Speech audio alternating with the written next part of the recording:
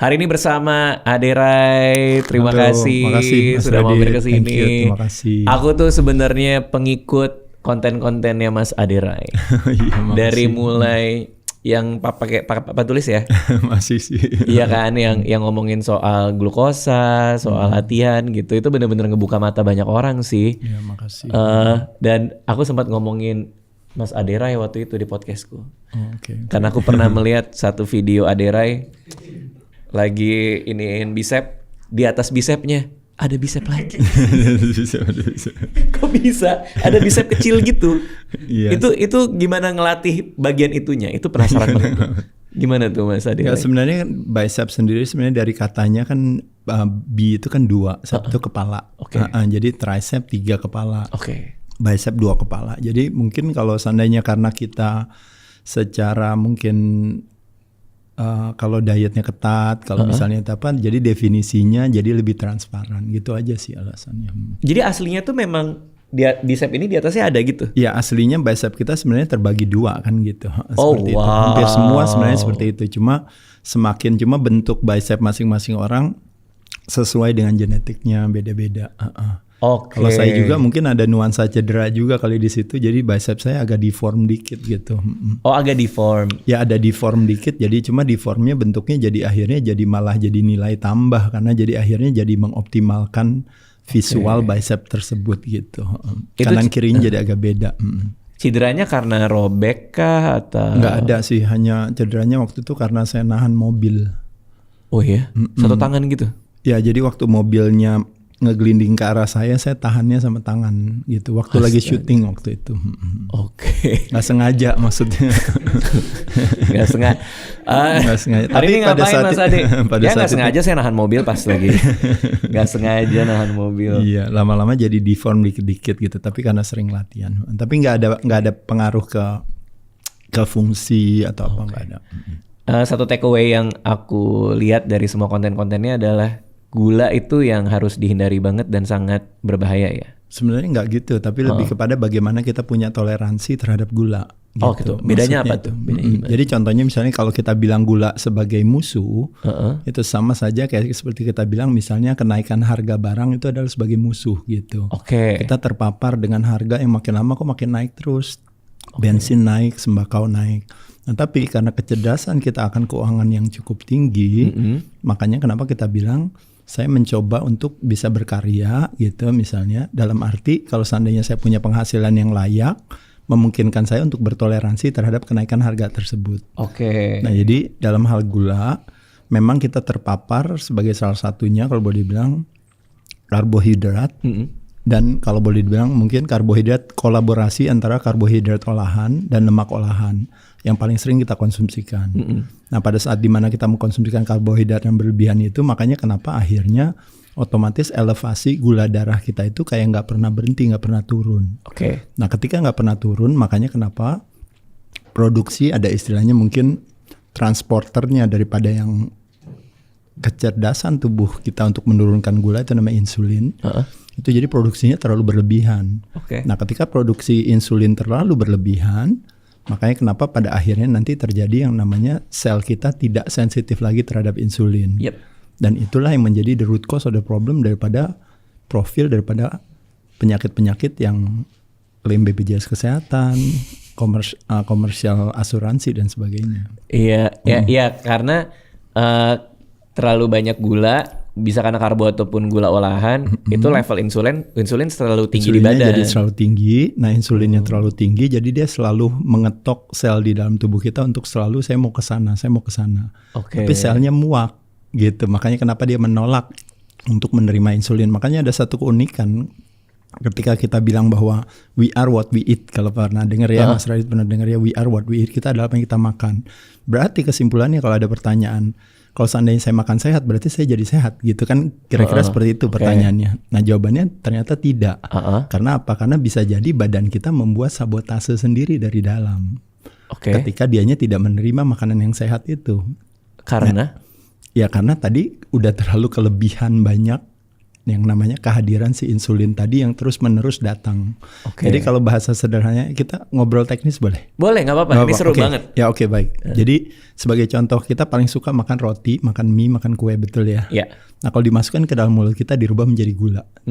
Gula masuk ke dalam darah, gula darah kita jadi meningkat naik. Itu disebut namanya hyperglikemia kalau menggunakan terminologi itu. Nah gula darah yang naik ke atas itu, badan kita punya kecerdasan sendiri. Oh kalau gula darah terlalu tinggi bahaya. Dia harus dikembalikan lagi ke baseline kita di 90-100 mg per desiliter darah. Nah, ketika diturunkan oleh si insulin itu gula darah kita, nah ini di sini kita akan bisa lihat ternyata pada saat kita makan protein dan lemak, lonjakan gula darahnya tidak terlalu tinggi. Tapi pada saat kita makan karbohidrat, lonjakan gula darahnya kita semakin tinggi. Nah, ketinggian jauhnya daripada baseline itu menyebabkan ketika dia harus dikembalikan ke normalnya, membuat semakin tinggi berarti semakin curam. Nah, pertanyaannya, so what gitu kalau curam? Pertanyaannya adalah kalau curam itu masalahnya adalah badan kita akan membuat satu instruksi di badan kita untuk apa? Untuk lemas, untuk ngantuk, dan untuk lapar. Karena jauhnya antara baseline dan tingginya gula tersebut. Nah makanya kenapa ketika dia turun, dia tidak mengenal apakah Mas Radit orang yang baik hati, tidak sombong dan tidak congkak, rajin mungkin ke apapun juga.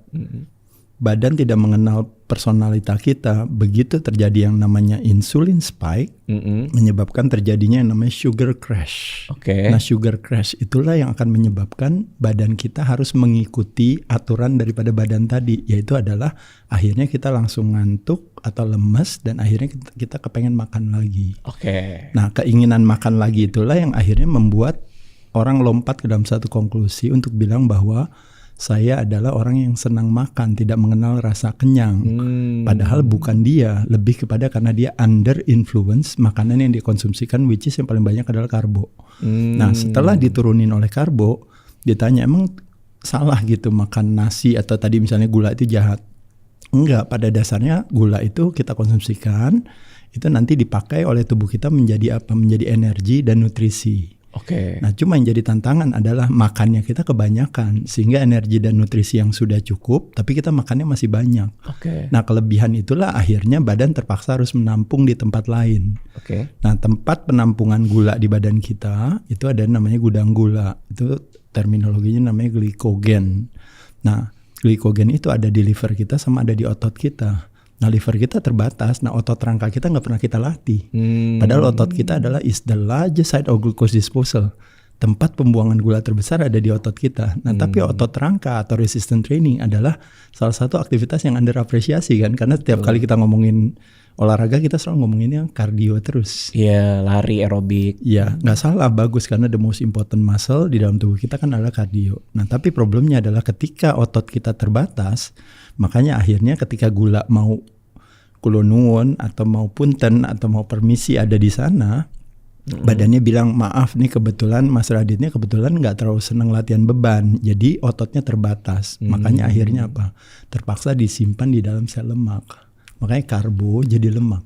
Oh I see. Nah tapi di situ ceritanya nggak apa-apa juga. Kenapa? Karena memang itu cara kerja badan. Ketika kita makan kelebihannya disimpan di dalam sel lemak kita. Nah, lemak yang ada di dalam tubuh kita sebenarnya, terutama di bawah kulit kita, ada salah satu jenisnya namanya subcutaneous fat. Itu sebenarnya adalah sesuatu yang wajar dan normal. Ketika kita kelebihan makan, dia simpan dalam sel lemak. Makanya kenapa orang yang gemuk atau berlemak itu sebenarnya yang saya sering katakan nggak pernah boleh kecil hati, karena orang gemuk itu sebenarnya tabungannya banyak. Tabungan dalam bentuk apa? Kalau misalnya di bank dalam bentuk uang, kalau tabungan dalam bentuk apa? Kalau orang bilang kan pasti di bank dalam bentuk lemak kan? Sebenarnya bukan, tapi tabungan dalam bentuk energi. Jadi energi yang nanti disimpan. Nah, makanya kenapa saya bilang adalah satu hal yang sebenarnya unik ketika kita ngomongin bahwa kalau orang yang gemuk sebenarnya orang yang hemat energi. Karena dia punya antisipasi kalau seandainya satu saat nanti di seluruh Indonesia atau di muka bumi Indonesia ini mulai besok itu seluruh makanan itu hilang dari muka bumi, maka orang yang gemuk dengan tabungan yang paling banyak berarti umurnya paling panjang. Sedangkan orang seperti saya dan kawan-kawan yang misalnya waduh itu hebat ya six pack ini apa mati duluan. Nah jadi di situ artinya saya mau katakan adalah bahwa berarti bagus dong ada cadangan energi yang disimpan di badan kita. Nah cuma problemnya kita makannya tetap terus banyak. Karena makannya terus banyak, otomatis setiap kali ada gula naik selalu ada kehadiran yang namanya, kalau boleh dibilang dalam tanda kutip ya, grab yang datang untuk mengambil kelebihan gula itu namanya si insulin itu. Nah produksi insulin yang berlebihan tiap kali ada makanan akhirnya ditaruh di sel lemak, ada makanan akhirnya ditaruh di sel lemak. Nah lemak kita sendiri mengalami keterbatasan dalam ukuran maupun dalam jumlah. Nah pada saat itulah makanya kenapa akhirnya jumlahnya udah mulai terbatas, ukurannya udah mulai terbatas. Nah pada saat itu akhirnya makanya kenapa ditutuplah pintunya tadi. Makanya kenapa akhirnya gula puasa kita akhirnya jadi meningkat, gula darahnya jadi naik. Nah ketika gula darahnya naik, nah itu yang tadi yang akhirnya menyebabkan berbagai penyakit yang menjadi profil kita kesehatan hari ini. Ketika dia attach sama mata akhirnya punya permasalahan glukoma, akhirnya blindness. Pada saat gulanya banyak di kulit kita, mau skincare sebagus apapun, tapi akhirnya jadi kulitnya kusam. Ketika gulanya adanya mungkin di pembuluh darah kita, akhirnya makanya imunitas turun karena akhirnya sel-sel mulai dari virus, bakteri, sel cancer atau apa akhirnya jadi kan hadir. Luka jadi nggak mudah sembuh juga. Makanya kenapa akhirnya di end stage of diabetes tipe 2 akhirnya harus amputasi. Dan ketika gula darah yang terlalu tinggi tadi, makanya permasalahan neuropati, permasalahan yang namanya neurodegeneratif, demensia orang-orang, akhirnya Parkinson, Alzheimer, dan terakhir akhirnya gara-gara kebanyakan gula tadi juga akhirnya permasalahan jantung dan pembuluh darah. Nah disitulah makanya resistensi insulin menjadi salah satu penyebab daripada terjadinya berbagai profil kesakitan di Indonesia. Nah, tapi kita lompat ke dalam satu konklusi ketika badan punya kecerdasan sendiri untuk bilang bahwa ya udah nggak apa-apa, kita naikin aja tekanan darah, kita naikin aja gula darah, kita naikin aja kolesterolnya. Nah, sebenarnya badan sedang berusaha membuat satu keseimbangan baru karena terjadi ketidakseimbangan. Nah, tapi waktu badan membuat keseimbangan baru terhadap situasi itu disebut dengan yang namanya disease atau penyakit. Jadi dibilang bahwa oh kamu lihat tuh tekanan darahnya tinggi, makanya disebut hipertensi. Kamu gula darah kamu tinggi, disebut dengan namanya diabetes tipe 2. Nah tapi sesungguhnya badan kita sebenarnya lagi menyelamatkan kita dari mana? Dari kematian dengan menciptakan tendensi itu. Nah tapi yang salah pahamnya kita akhirnya ketika gula darah kita naik, tekanan darah kita naik, akhirnya makanya kenapa kita makan obat. Buat menurunkan gula darah dan ini. Medikasi salah nggak salah sama sekali, tapi medikasi menekan gejala. Bukan tapi sumbernya. Iya, akar permasalahan yang menjadi kalau boleh dibilang, kalau kita bilang jadi the root cause of the problem itu yang harusnya yang menjadi atensi utama kita dibandingkan dengan menekan gejala tersebut. Makanya medikasi selalu ada. Makanya kenapa ada satu pesan dokter kepada pasiennya yang selalu pasiennya selalu lupa. Kalau saya udah kasih kamu obat, kalau saya udah kasih kamu operasi, kalau saya udah kasih kamu reposisi atau udah kasih kamu kemoterapi, berarti apa? Kamu harus merubah perilaku kamu. Jadi lebih ke sana. Tapi area expertise saya memang lebih banyak jadi ngajakin orang untuk merubah perilakunya, karena saya tidak dalam kapasitas ngajarin orang punya advice medis gitu. Betul. Dan itu udah meliputi semua yang perlu disampaikan supaya kita nggak kena penyakit-penyakit itu kan. Itu kan basic dan akarnya banget.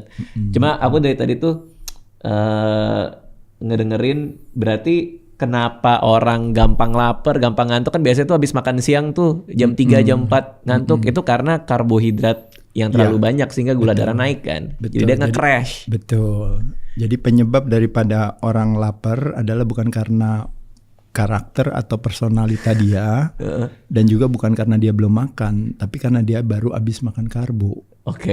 Nah itu satu yang kita mesti paham. Jadi oh iya, karena ketika kita nggak makan karbo, gula darah kita sebenarnya stabil. Jadi kalau kita makan karbo, gula darahnya naik, diturunin sama insulin. Makanya kenapa jadi ngantuk. Tapi kalau seandainya kita nggak makan, gula darah kita sebenarnya nggak jadi turun. Karena secara logika kan ya, contoh misalnya tadi Mas Radit bilang, loh kalau begitu, kalau tadi kita nggak makan, kayak saya hari ini misalnya, kita lagi mau buat ngobrol seperti ini kan, saya kepengen kalau bisa saya biar lebih sedikit, saya nggak mau ngantuk, apalagi kita siang ngobrol atau apa. Jadi saya nggak makan aja dari pagi. Nah, kalau saya nggak makan, berarti kan gula darah saya mestinya ngedrop turun. Nah, tapi kecerdasan badan kita melalui pankreas yang sama, kalau seandainya kelebihan gula dia rilis namanya insulin, Tapi melalui pankreas, melalui namanya sel yang berbeda, dia merilis namanya glukagon, menaikkan gula darah kita. Oke. Nah, makanya kenapa jadi gula darahnya jadi stabil pada saat kita nggak makan gitu. Oke. Itu gara-gara sering nontonin juga Mas Ade Rai ngomong kayak gitu. Dan di luar juga banyak tuh orang udah mulai campaign awareness sama glukosa, insulin, sensitivitas yang kayak gitu-gitu. Betul. Makanya aku tiap tahun cek gula darah. Sama HbA1c ya? Ya, HbA1c itu hitungannya jadi dia gula darah kita dalam 100 hari lah atau dalam 3 bulan. 3 bulan. Ya. Sebenarnya balik lagi kita bersyukurnya hari ini karena ada teknologi memungkinkan kita untuk punya indikator-indikator itu.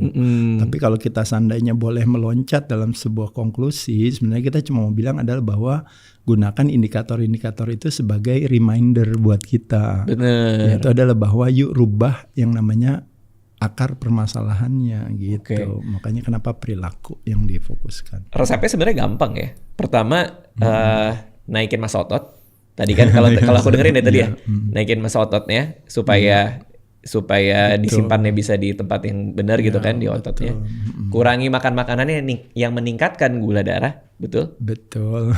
Which is makanan yang terlalu banyak karbohidrat dan gula tambahan. Itu juga ada siasat sih. Ada siasat, betul. Tapi kurang lebih itu betul.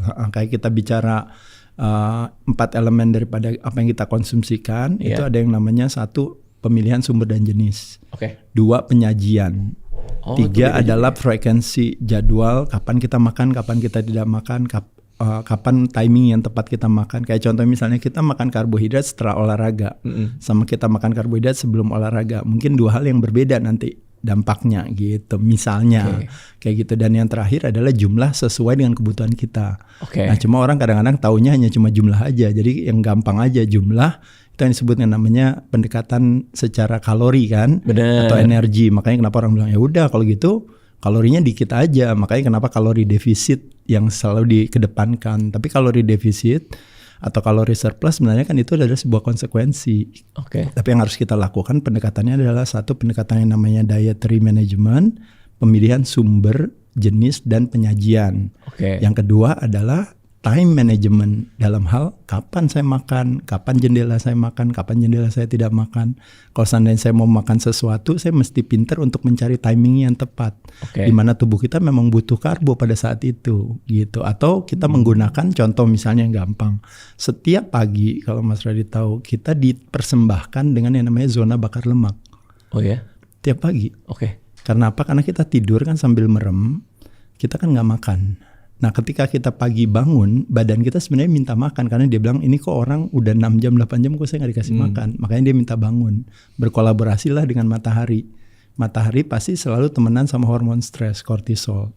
Dia gak pernah berteman sama hormon tidur, melatonin. Makanya begitu matahari terbit, makanya melatoninnya turun, stresnya hadir. Nah ketika stresnya hadir, makanya dia bilang saya minta makan.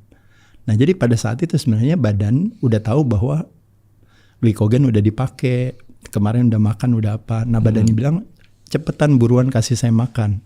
Nah tapi pada saat pagi kalau kita bilang memutuskan untuk udah saya nggak kasih makan, tapi saya langsung aja meeting ke kantor atau saya langsung aktivitas atau bahkan saya berolahraga, badannya bilang oh kalau gitu saya nggak dikasih makan, ya udah saya akan mencari alternatif sumber energi lain. Dari mana? Dari cadangan energi yang kamu punya yang ada di badan kamu. Makanya kenapa setiap pagi kita dipersembahkan yang namanya zona bakar lemak setiap hari kepada semua orang. Tapi kita patahkan zona itu dengan sarapan, roti serikaya dan bubur ayam. Aduh gitu enak lagi. Apa di sini nih? Iya. Jadi nggak salah sih sebenarnya gitu. Cuma balik lagi itu hanya lebih kepada kalau kita punya pemahaman tentang pendekatan time management, kita akan ngerti kapan baiknya kita makan, kapan baiknya kita tidak makan gitu. Berarti kalau mau gampang skip sarapan aja, logikanya gitu dong? Iya logikanya. Tapi kalau seandainya orang bilang tapi saya nggak bisa Mas Ade karena saya udah biasa makan pagi, nggak salah juga. Berarti yang dia skip apa? Dia skip makan malamnya. Jadi dengan dia skip makan malamnya, terakhir makannya misalnya cuma sampai jam 6, berarti kan pada saat dia makan pagi, dia juga badannya udah cukup lama. Jadi dia udah zona bakar lemaknya udah terjadi dari jam 1 pagi misalnya. Saya nggak bisa, Mas Ade, saya biasa makan malam. Udah nggak usah ngomong sama saya deh, lo nggak bisa mulai. Semuanya aja lo nggak bisa. Kalau ini saya lagi sering ngelakuin, abis makan malam, saya jalan kaki 30 menit. Betul. Itu nggak apa-apa? Bagus. Itu jadi strategi karbo ada 3. 1, before makan karbo mesti ngapain. 2, during kita makan karbo mesti ngapain. Dan ketiga, after makan karbo kita mesti ngapain.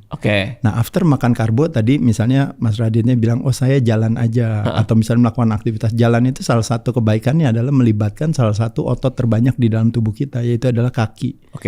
Jalan kaki bagus, latihan kaki lebih bagus lagi gitu. Nah, jadi itu satu hal yang bagus. Karena apa? Karena ketika habis makan karbo lalu kita melakukan berbagai aktivitas yang melibatkan otot rangka untuk terlibat, makanya kenapa akhirnya kita membuka yang namanya reseptor insulin tadi. I see. 1, jadi sensitivitas insulinnya jadi lebih meningkat. Kedua, gula yang beredar di pembuluh darah kita 80% ditarik sama si otot kita. Otot kita is a glucose sponge. Jadi dia tarik. Kalau istilahnya saya membuat penyederhanaan, si otot telepon ke pankreas, tadi Mas Radit baru habis makan karbo kan, kamu nggak usah kirim atau grab si insulinnya. Dia kebetulan barusan langsung latihan kaki atau dia langsung jalan naik turun tangga, maka biarin saya aja otot yang akan menarik si gula tadi. Jadi akhirnya tidak terjadi produksi insulinnya, tapi ototnya menarik. Nah, jadi itu strategi dalam hal habis makan, memang itu yang harus dilakukan. Jadi kalau habis makan resistance training lebih bagus lagi daripada lebih jalan. Bagus lagi pasti. Iya, itu lebih bagus lagi. Nah, itu kuncinya di sana. Nah, sekarang kita ngomongin di during waktu makan karbo. Nah, kuncinya cuma 2. 1, carbo last is not carbo first. Dan yang kedua, do not eat naked carbo. Karbo harus temenan sama orang. Atau bahasa Indonesianya makannya dicampur. Nah, ketika makan nasi sendiri atau makan misalnya minum misalnya teh manis sendiri atau minum jus gulanya sendiri, otomatis gula darahnya langsung naik ke atas. Hanya nunggu berapa lama, 1 jam, 1,5 jam pasti kepengen makan lagi.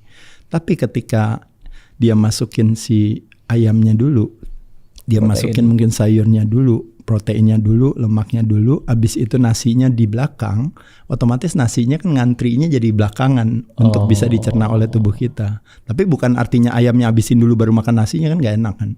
Tapi maksudnya membayangkan kalau secara teoretis nasinya di belakang dibandingkan dengan nasinya duluan. Makanya kenapa jangan buka dengan yang manis-manis, kan alasannya itu. Karena buka dengan yang manis-manis, lonjakan gula darah, insulin spike akan hadir, sugar crash akan terjadi. Tapi kalau nasinya di belakang, dia harus ikutan ngantri, otomatis naiknya jadi lebih pelan.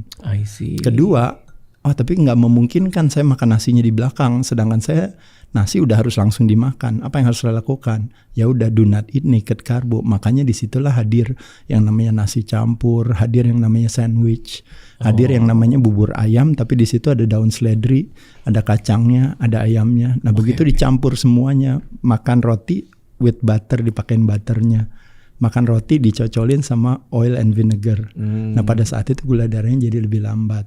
Nah, itu strategi dalam hal during.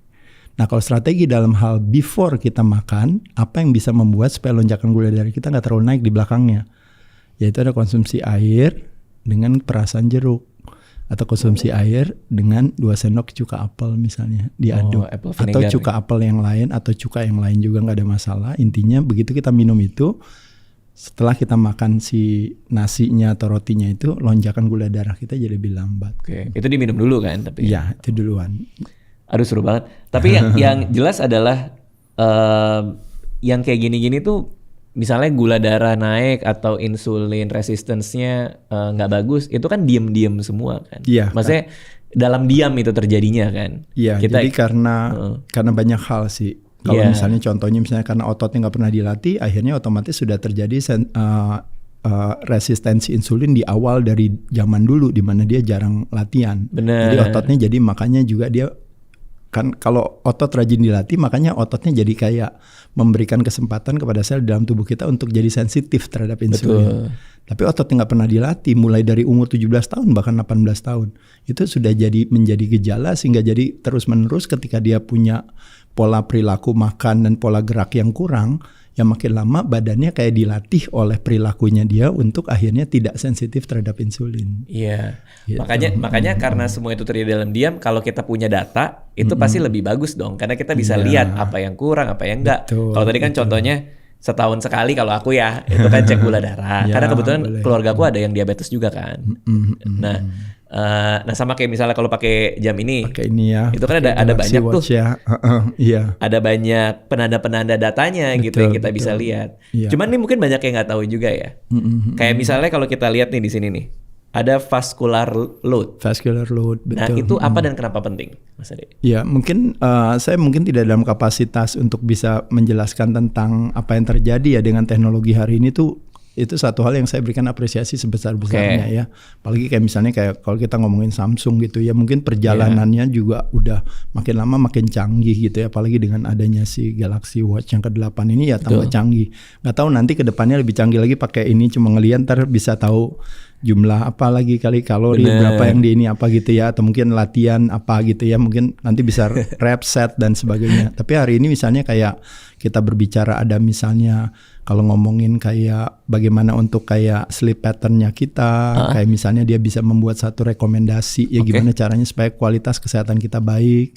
Lalu juga di sini juga ada misalnya kayak antioksidan manajemennya. Lalu tadi ada vascular load yang relate dengan lebih kepada kayak nanti melalui dengan menggunakan jam ini kan ya, kalau nggak salah perlu waktu 3 hari ya kalau nggak salah. Iya, 3 hari dia ngumpulin data kita dulu ngumpulin data dulu, betul. Nah nanti dari situ dia bisa membaca perilaku kita. Ada satu hal yang mau saya luruskan di sini, kadang-kadang orang suka-suka salah.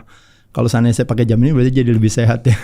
Secara tidak langsung menjadi lebih sehat ketika kita menggunakan teknologi ini atau menggunakan kebaikan ini untuk kita jadikan sebagai yang tadi Mas Radit bilang sebagai reminder tadi. Benar. Jadi pas kita lihat, oh iya ya benar ya, saya diingatkan kembali loh ternyata kualitas tidur saya kurang baik. Berarti kualitas saya harus lebih baik. Di sini juga dia punya sekarang teknologi kan ada AI segala memungkinkan untuk memberikan berbagai rekomendasi. Kayak contoh misalnya apa yang membuat kualitas tidur kita baik. Contoh nih paling gampang misalnya orang bilang katanya satu kalau bisa tidur di jam bangun dan tidurnya di waktu yang sama. Nah itu berarti kan jam ini bisa menolong kita untuk kasih tahu kita kan. Memberikan reminder. Ya. Karena di Galaxy Watch 8 ada sleep time guidance-nya. Guidance-nya betul. Nah jadi ada berbagai guidance tuh. Termasuk mungkin kalau saya di luar daripada mungkin ini salah satu guidance-nya satu katanya adalah kalau bisa tidurlah di tempat yang bersih, jangan yang berantakan. Kedua, tidurlah di tempat yang gelap, jangan yang terlalu terang benderang karena gelap adalah temannya hormon tidur gitu. Gitu. Lalu yang ketiga juga adalah mungkin ada istilah kalau ya ini kalau di dalam ini idealnya ada orang bilang namanya 10-3-2-1. Apa tuh? 10-3-2-1 itu dikatakan adalah 10 jam sebelum tidur. Kalau bisa tidak ketemu kafein gitu ya, karena banyak orang yang susah gitu. Ya susah itu pasti. Ya, tapi ini ceritanya hanya karena kita bilang aduh kayaknya malam ini saya mau biar kualitas tidur saya mau lebih baik. Biar kelihatan bagus. Ya jadi kalau saya tidur jam 11 malam berarti saya minum kopinya paling telat mungkin jam 1 siang lah gitu, atau jam 2 udah, berarti sore udah enggak. Jadi 10 jam sebelum tidur nggak ketemu kafein. 3 jam sebelum tidur nggak ketemu makanan. Nah karena kebanyakan kita tidur menggunakan yang namanya si sugar crash tadi kan gitu. Padahal sebenarnya idealnya kualitas tidur itu akan baik pada saat dimana kita tidur pada saat kondisi perutnya tidak terlalu penuh. Gitu. Nah lalu 2 jam sebelum tidur tidak ketemu minuman. Karena itu yang sering terjadi ketika kita banyak minum sebelum tidur. Makanya kenapa kita jadi bolak-balik ke WC terus. I see. Nah jadi akhirnya nanti di Galaxy Watch nanti kena lagi kan kita, karena tiba-tiba kok baru tidur sebentar kok bolak-balik terus gitu. Dan yang terakhir 1 jam sebelum tidur tidak terkena yang namanya mungkin yang disebut yang namanya toxicity secara energetik. Nah itu artinya misalnya kayak laptop, kayak misalnya handphone, di charger apa semuanya. Jadi kalau electromagnetic field itu hadir bersama kita. Bahkan yang lebih canggih lagi hari ini bukan cuma laptop dan handphone dan apa yang nyala. Mungkin sebelum tidur microwave juga ada di kamar kita, panasin makanan dulu ya mungkin semuanya. Dipeluk gitu kali. Dipeluk ya. Nah, itu jadi 1 jam sebelum tidur. Iya itu kalau bisa dikurangi. Nah jadi 10-3-2-1 itu salah satu strategi yang umum yang sebenarnya bisa dilakukan oleh teman-teman. Ya nanti teman-teman bisa cek pada saat teman-teman melakukan itu, nanti hasil kualitas daripada si Galaxy Watch-nya nanti jadi lebih bagus. Benar. Kalau 24 jam sebelum tidur nggak ketemu istri itu di setiap hari dong nggak ketemu. Bisa juga. Bisa juga. Kalau istrinya menjadi salah satu kontribusi terhadap opsi cara pandang yang melemahkan hati. Iya, biar nyenyak tidurnya. Oke. Terus tadi juga bagus tuh, tidurlah di tempat yang gelap. Ya maksudnya bukan tidur di tempat yang gelap, tapi kadang-kadang kita mencoba untuk punya pemahaman adalah bahwa hormon tidur itu dia memang berteman dengan gelap. Oke. Nah jadi kalaupun kita masih banyak pikiran, kalaupun kita bisa banyak ini itu, tapi coba berkenan gak kalau kita bilang udah deh hordennya saya tutup, lampunya saya matiin, semuanya saya matiin aja. Oke. Padahal kita kan belum kepengen tidur. Tapi pada saat itu dengan suasana yang gelap dan sepi sunyi tersebut, akhirnya kita jadi men-trigger aktivasi yang namanya si melatonin tersebut gitu. Sama satu lagi, tidur di tempat yang sejuk. Jadi jangan kepanasan atau jangan kedinginan juga. Tidur di kasur sendiri juga. Iya, betul juga. Termasuk. Bisa. Kurang lebih itu. Seru banget Mas Ade. Iya, karena memang kalau saya sih tipe yang agak susah kalau nggak ada yang ngingetin ya. Karena pertama udah sibuk, terus banyak yang harus dipikirin. Kadang-kadang tidur pun juga nggak jadi sebuah hal yang jadi prioritas gitu. Tapi kalau misalnya dibantu sama Galaxy Watch 8 ini kan dia memang dicatat gitu di sini. Sehingga kalau mau ada apa-apa kita tinggal lihat aja, udah bener nggak sih tidur gua? Udah nggak? Iya. Saya sih sebenarnya ngelihat hari ini menjadi sesuatu yang unik ya gitu. Ketika mungkin kalau saya kebetulan mungkin karena old school, saya ya mungkin karena saya juga emang udah tua ya kali ya, udah manula pratama gitu ya. Tapi poin saya adalah, maksud saya anak-anak zaman sekarang itu kan dia dekat dengan teknologi gitu. Nah teknologi ketika menggunakan kita akhirnya menjadi musibah. Tapi ketika kita menggunakan teknologi itu dengan baik dan benar, apalagi untuk kebutuhan, untuk kita bisa mendapatkan apa dalam hal ini misalnya untuk sehat gitu ya.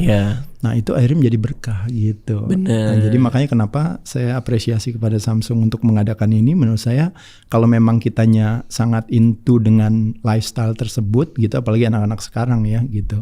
Tapi saya nggak tahu kalau anak-anak mungkin seperti saya, mungkin ada istilah mengatakan old dog itu cannot learn new trick gitu. Itu istilahnya. Ya istilahnya gitu. Tapi sesungguhnya old dog itu still can learn a new trick. Jadi saya apresiasi sama Samsung. Nggak tahu nanti ke depannya, saya juga udah dikasih nih ya.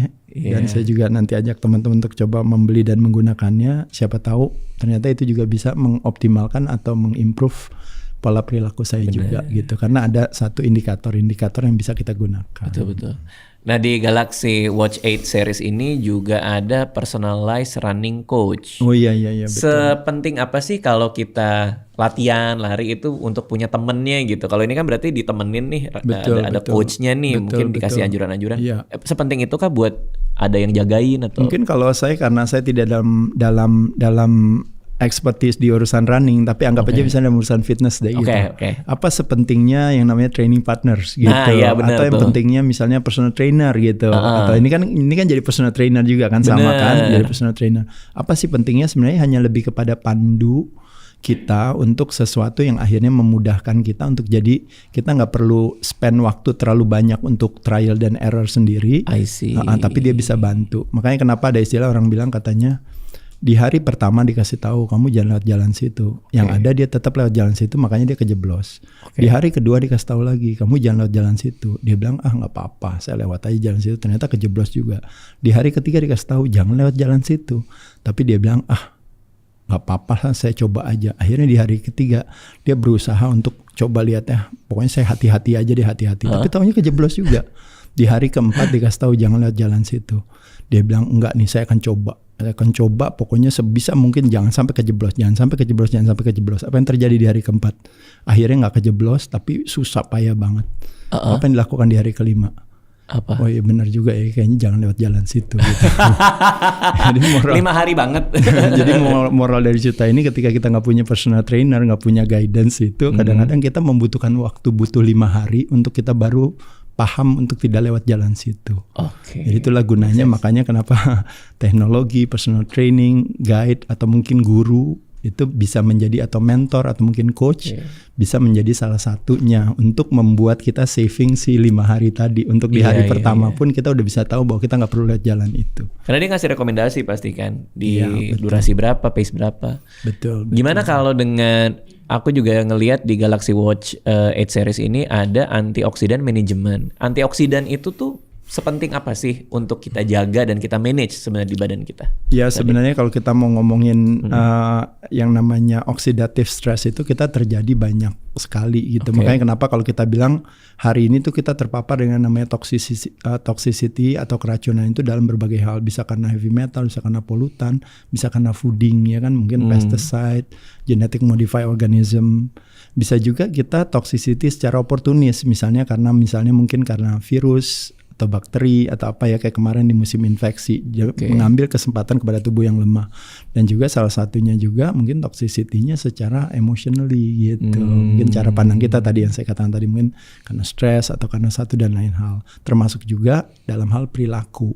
Kalau di Indonesia ya kan, mungkin karena rokok, karena alkohol, karena mungkin medikasi atau mungkin ketergantungan obat. Bisa juga kan orang apa-apa konsumsi terus ya. Stres makan obat antidepresan, nggak bisa tidur makan obat buat supaya bisa tidur. Kadang-kadang nanti satu dan lain hal tadi, misalnya tekanan darah, gula darah atau apa, dia makan semuanya. Nah otomatis pasti di situ nanti hitungan daripada angka tersebut angkanya pasti akan kurang. Nah nanti makanya kenapa dia akan anjurkan kalau bisa apa, misalnya dikatakan misalnya mungkin kurang minum air putih, mungkin kurang sayur-sayuran dan buah-buahan misalnya, atau mungkin kurang apa, mungkin itu itikat yang ada yang kalau seandainya saya baca daripada apa yang diharapkan daripada teknologi ini gitu. Iya.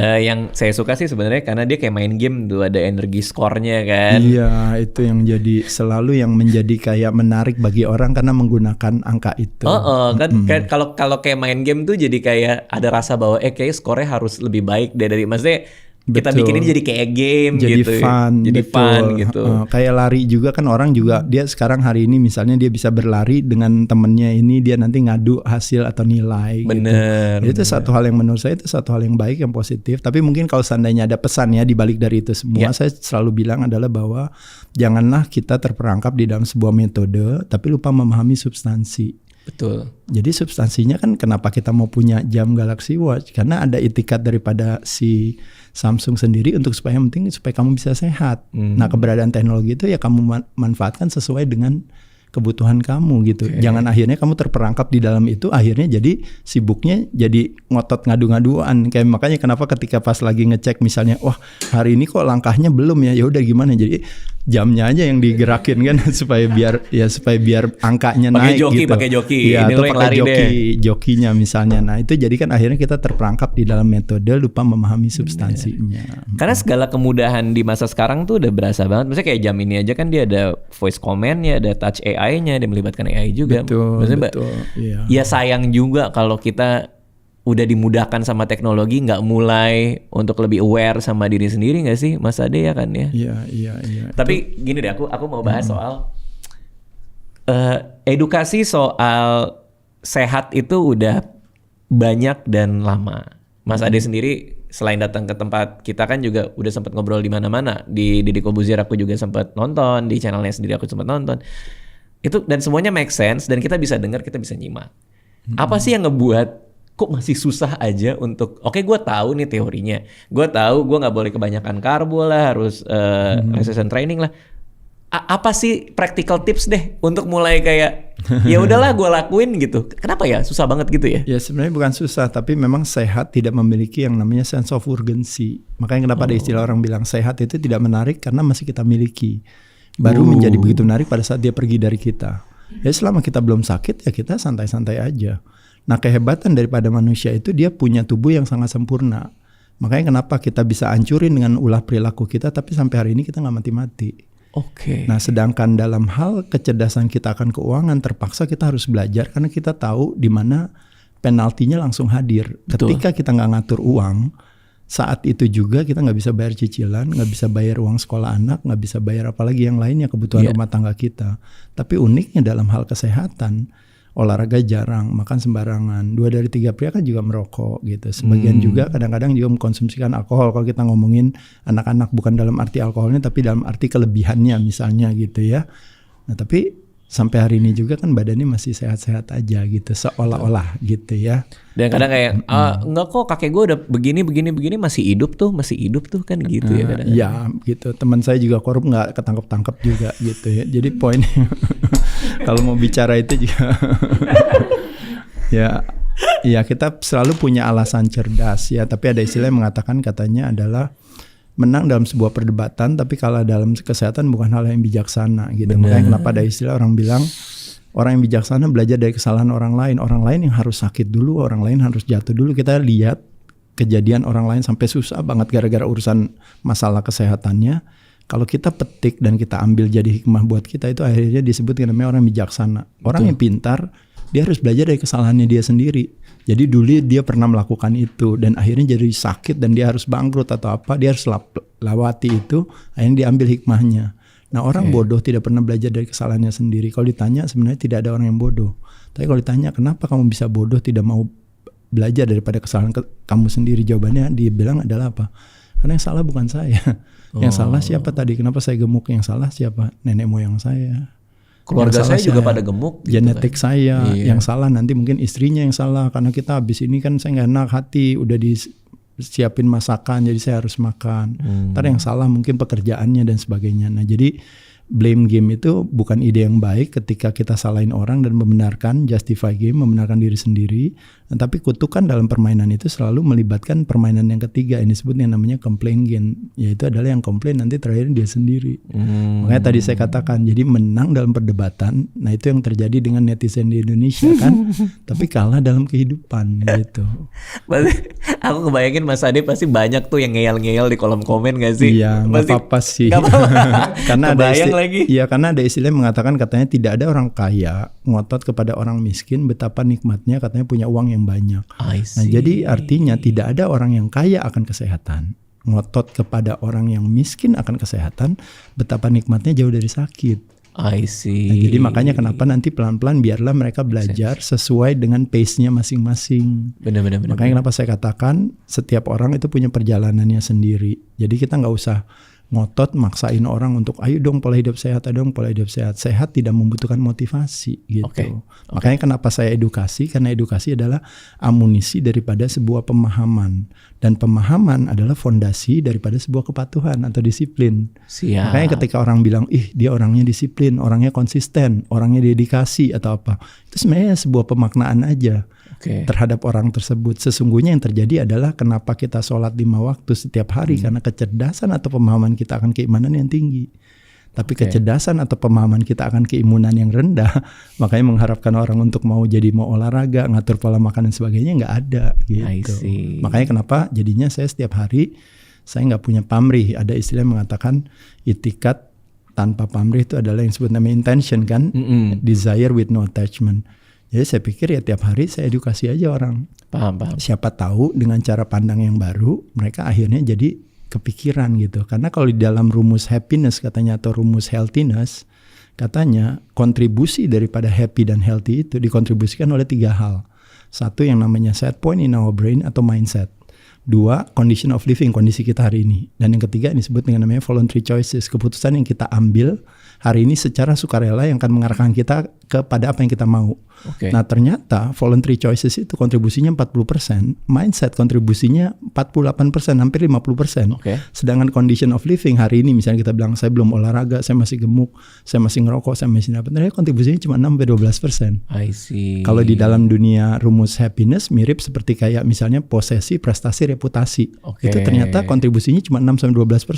Karena tubuh manusia terlalu cerdas untuk beradaptasi dia.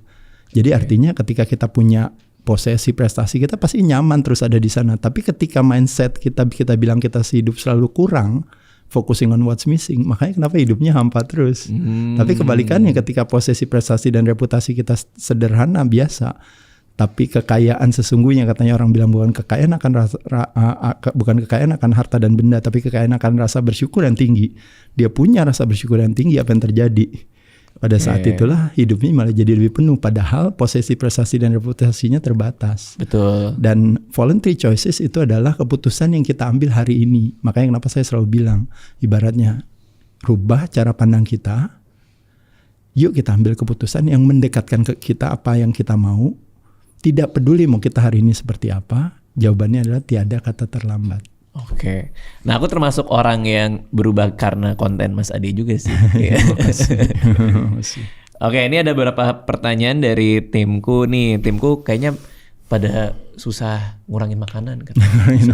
Pas tahu Mas Ade kesini, Bang, pada mau ditanya dong. Oke. Terus ada ya, coba ya kita lihat nih timku nih yang nanya nih Mas Ade. Nomor berapa yang kita sampai nomor 6. Mas Ade capek nggak jadi adek melulu? Udah nggak usah. Jangan yang gitu-gitu, nggak usah yang gitu-gitu, nggak usah yang gitu-gitu, nggak usah yang gitu-gitu. Siapa tuh? Lu Dil. Hah? Lo yang bener lu, serius dikit lu Dil. Oke, ini ada jadi nih. muda terus ya. Ada yang nanya, sebenarnya bagaimana caranya kita menghindari zat-zat yang menyebabkan antioksidan? Gimana caranya ya? Apa tadi kan ada soal stres juga tadi ya?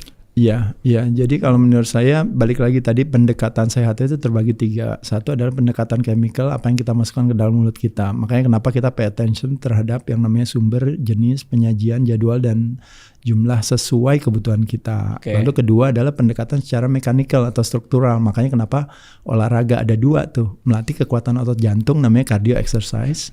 Melatih kekuatan otot rangka namanya resistance training. Dan yang ketiga adalah pendekatan secara emosional. Yaitu kalau kita berbicara ternyata gerakan nafas kita itu adalah gerakan pikiran kita. Dan gerakan pikiran kita juga ternyata gerakan nafas kita. Nah, ketika nafas kita lebih panjang, lebih dalam dan panjang, kita mengaktifasi yang namanya relax response. Itu yang disebut namanya parasympathetic nervous system. Makanya kenapa badan tumbuh dan kembang. Makanya kenapa kita bisa mendigest, kita terjadinya healing, recovery, regenerasi dan sebagainya. Tapi pada saat dimana kita nafasnya pendek dan cepat gitu, karena opsi cara pandang kita kan tadi biasanya, makanya kalau kita lagi kesel lagi marah kan nafasnya pendek dan cepat kan. Nah pada saat itu kita mengaktifasi situasi kondisi di badan kita, itu yang disebut namanya stress response. Atau namanya sympathetic nervous system, di mana aktivasi modenya itu disebut namanya fight or flight. Makanya ketika badan berproteksi karena ada satu ancaman bisa macam-macam tadi ya, misalnya kalau dari Mas Radit ancaman berupa seorang istri misalnya tadi ya. Enggak itu contoh seseorang. Iya. Jadi ancaman bisa berupa pekerjaan kita, ancaman bisa berupa mungkin keuangan kita, ancaman bisa berupa apa saja ya, termasuk kemacetan dan sebagainya.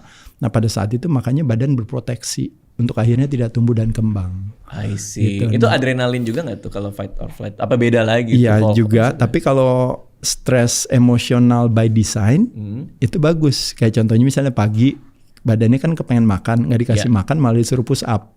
Badannya kepengen makan, badannya kepengen makan, nggak dikasih makan malah disuruh lari misalnya. Nah akhirnya badannya merilis epinefrin atau merilis yang disebut dengan yang namanya si adrenalin tadi gitu. Nah kumpulan hormon stres, kortisol ketemu adrenalin, ketemu glukagon, ketemu human growth hormone, itu semua itu yang disebut dengan namanya katekolamin atau fight or flight hormone. Nah kalau seandainya itu kita manfaatkan pada saat kondisi perut kosong kita lakukan, misalnya kayak olahraga atau apa menyebabkan terjadinya situasi itu, maka badan akan pakai lemak sebagai sumber tenaga. Gitu. Makanya balik ke tadi ya, soal tadi bahwa cadangan energi udah ada, akhirnya bisa kepakai. Bisa dipakai. Gitu. Ini gara-gara nanya soal antioksidan, jadi penasaran juga sih. Kita bisa coba kita demoin ya, cara ngecek antioksidan di sini. Gimana ya Mas Radit? Nih, mungkin Mas Radit pakai ini, jam saya aja ya. Coba. Kita cari. Itu kita cara nyarinya di situ. Ini pakai antioksidannya di sini ya. Coba kita cek. Tinggal tangannya ditaruh di belakang aja Mas. Wah, ini nih kita agak beda di sini nih. Kalau ini betul. Nih Galaxy Watch 8 yang base nih, dia lebih sporty bentuknya. Kalau ini nih kayak buat orang-orang profesional nih, Galaxy Watch 8 yang klasik. Keren ya, bentuknya bagus. Kelihatan banget, saya jarang olahraga kalau kayak gitu kan. Karena ini yang sporty kan gitu. Kita tinggal taruh jempol di belakang. Iya, betul. Terus bisa cek kalau HP-nya udah connect, oke deh. Nah, ini measuring. Hasilnya nih, gimana, nih. Mas? Ini measuring. Oke, ya. Coba. Deg-degan juga Bagus nih hasilnya nih ya. Hasilnya udah. Berapa nilainya, Mas? Lulus sastra Indonesia UIN. Oh, bukan penerimaan. Oh, bukan terima PTN ya. Iya, maaf. Oh iya, ini low 55. Wah, ini harus ini nih, harus banyak antioksidan nih. Antioksidan. Today's antioksidan level nih, tuh bisa langsung kelihatan. Oke. Kelihatan? Ya. Nah, hilang kan? Today antioxidant level is in the low category. Try increasing your score by eating a variety of fruit and vegetables. Oh, kurang fruit dan vegetable. Antioksidan adalah guardian of your body. Oh, ada di penjelasannya nih, komplit di sini nih. Iya, Oksigen esensial untuk metabolisme. Tiap kali napas masuk. Wah, banyak lah. Iya. Pokoknya intinya harus banyak makan buah sama sayur. Ya intinya lebih kepada kayak pola perilaku kita aja kita rapikan ya secara keseluruhan termasuk tadi.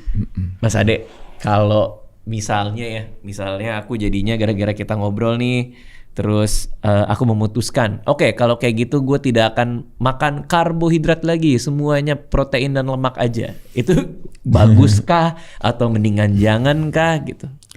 Ya sebenarnya itu tadi kan balik lagi kita nggak boleh punya mentalitas namanya kambing hitam. Mengkambing hitamkan yang salah jadi seolah-olah karbo. Yang salah bukan karbonya, yang salah adalah ketika kita kelebihan karbo sehingga kita tidak punya toleransi terhadap badan untuk istilahnya memanfaatkan karbo.